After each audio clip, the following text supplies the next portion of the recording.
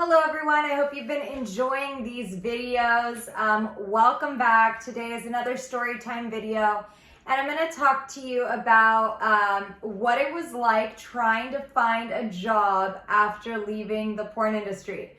Like when I left the porn industry, all I had on my resume was porn because I did porn from 18 to 25 and so I didn't have much on my resume except for some work that I did when I was 16, 17, and then right before getting into porn. And so after I leave the industry, I started applying for all different kinds of jobs. Like I just looked on Craigslist and whatever said they were hiring, I just followed their instructions, submitted my application.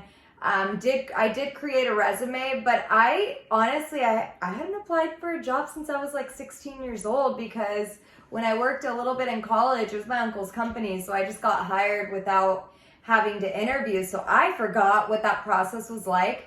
And I created my resume, and so it said that when I was 16, I worked at the UPS store, and then when I was like 17, 18, right before porn, I was working for this company called Bargain Network.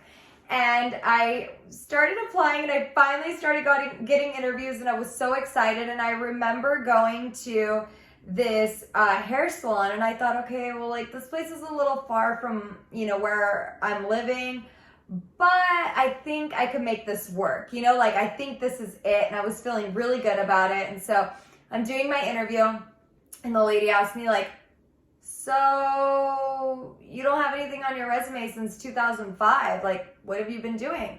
And I'm like, I've been doing some modeling. And she got so excited about it. Like, I legit didn't think I thought she was just gonna be like, oh, that's cool. But she was like, oh my gosh, are you serious? What kind of modeling do you do? And I was like, just some like low budget TV kind of stuff.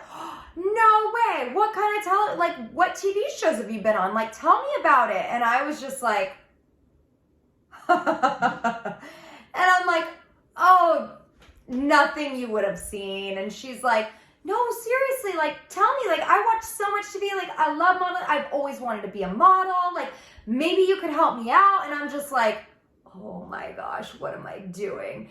And I was so embarrassed and I didn't know what to say. And so from that point forward, every question she asked me, like I was so in my head about it that I fumbled the entire interview. So she asked me one question and she said, okay, so let's move on. Like, tell me what your strengths and your weaknesses are. And I was like, you're supposed to kind of flip that question, like, your strengths are also your weaknesses, because then you make it sound good and all that. So I totally forgot about that. Like, that just went out the window. And I told her, well, my strengths are that I love people, and my weaknesses are that I'm really bad with time management. And she was like, you're bad with time management? You're applying for the receptionist and scheduling job? And I was like, yeah. Needless to say, guys, I did not get the job. And I applied for so much. It was seriously only by the grace of God that I ended up getting hired at this other job. And okay, so as I was applying, I remember applying for a restaurant job and I was just talking so much about Jesus. They were like, oh, could you work Wednesday nights? I was like, no, absolutely not. I go to church that day.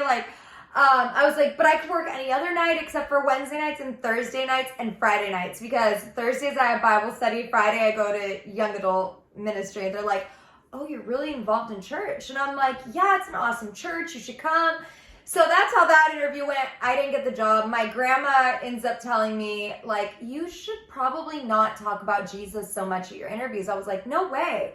If they can't love me for the whole Jesus thing in me, not the whole Jesus thing, but if they can't love me for Jesus in me, then I just shouldn't be working there then. And so finally there was this job that I applied for, and I had applied a month prior, hadn't heard anything back from them, and I was praying so hard one night, God, I need a job, I'm so broke, I have no money, I really need a job. I had spent all my porn money on drugs, and then I had a pimp, so then he took all my money. I was literally broke. And I ended up getting a call from them that next day, and I was like, glory to God, I needed a job. So I went in for the interview, same old thing, talking about Jesus, and they asked me about my resume, but at that point I had already kind of finagled my resume to make it look like I'd been working in something other than pornography for the last 10 years. So I said that I was an agent, which is kind of the truth, because I did manage some women when I was in that industry for escorting.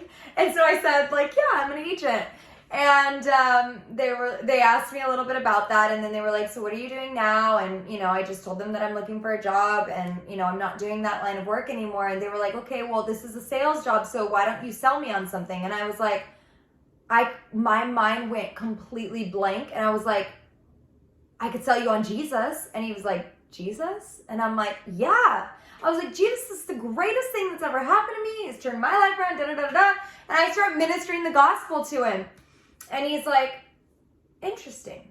And so anyways, I actually ended up getting the job. And that day when I got the job, he gives me all these Bibles and books. And I'm like, he goes, here you go, take it. And I'm like, thank you. I was like, dude, you love Jesus too. And he was like, yeah, my mom always sends me all this junk. Like, I don't want it. And I was like, oh, I see. This is a ministry job right here. Like, I knew that from that point forward that God had been pursuing that guy and that God wanted to get a hold of that guy, right? It ended up being like such an awesome job because, although like he wasn't a follower of Christ, like him and his wife were such incredible people, really had great morals, and really became like a mom and a dad to me. So anyways, I ended up just like writing scriptures and words of encouragement every day on all my work reports, and the guy ended up giving his life to the Lord. I'm still really great friends with him and his wife to this day. So looking for a job after doing porn was not easy, but glory to God, with him, all things are possible. I've since then gotten my real estate license. I do a little bit of real estate just for family. I don't do it open and publicly anymore. I did for a little bit, but not anymore. Now it's just for family because it's a lot of work. And though I absolutely love real estate, my heart and my passion are ministry. And so me and my husband, we are evangelists and we are pastors.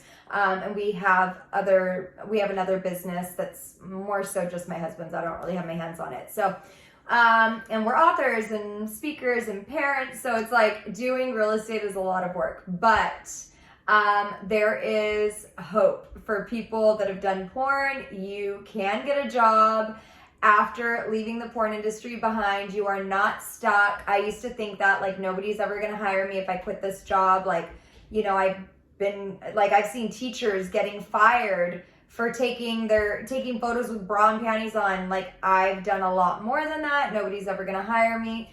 But the good thing is that when you take a step of faith, like, God has your whole future planned out for you, so you don't even have to worry about that. So that is my story time video about what it was like finding a job after pornography.